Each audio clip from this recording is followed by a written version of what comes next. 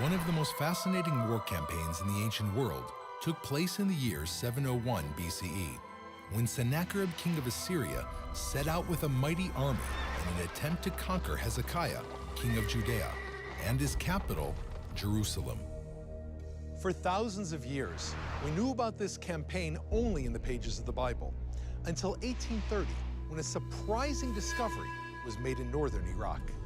In Sennacherib's palace in the city of Nineveh, archaeologists found a hexagonal prism made of baked clay with an inscription in Akkadian. In the inscription, Sennacherib, the great conqueror, commemorates his military campaigns, including his expedition to the land of Judea and Jerusalem. Sennacherib boastfully presents himself in the opening sentences.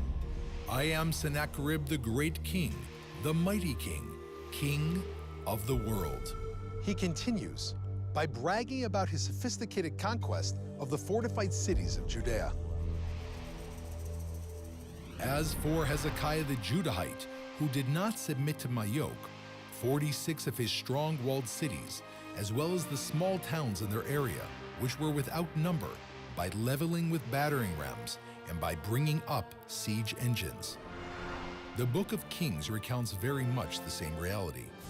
Now in the 14th year of King Hezekiah, did Sennacherib, king of Assyria, come up against all the fenced cities of Judah and took them. It is fascinating that even the heavy taxes imposed by Sennacherib upon Hezekiah are described in an almost identical manner, both in the prism and in the Bible.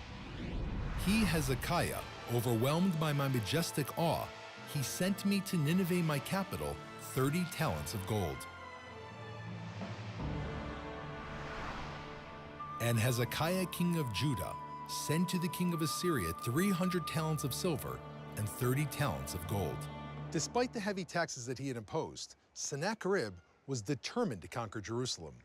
However, the end of the story and the fate of the city as described in the prism is very peculiar. Rather than boast of his conquest of Jerusalem, Sennacherib settles for a brief description of the caged King Hezekiah.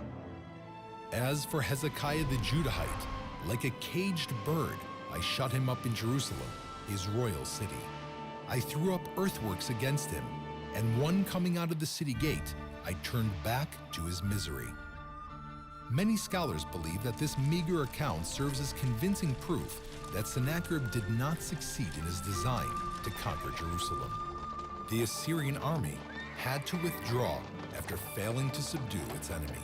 A more precise account of the battle's end and of what took place behind the walls of Jerusalem is brought forth in the prophecy of Isaiah. "Therefore thus says the Lord concerning the king of Assyria, he shall not come into the city, nor shoot an arrow there, nor come before it with shields, nor cast a bank against it. By the way he came, by the same shall he return, and shall not come into the city, says the Lord."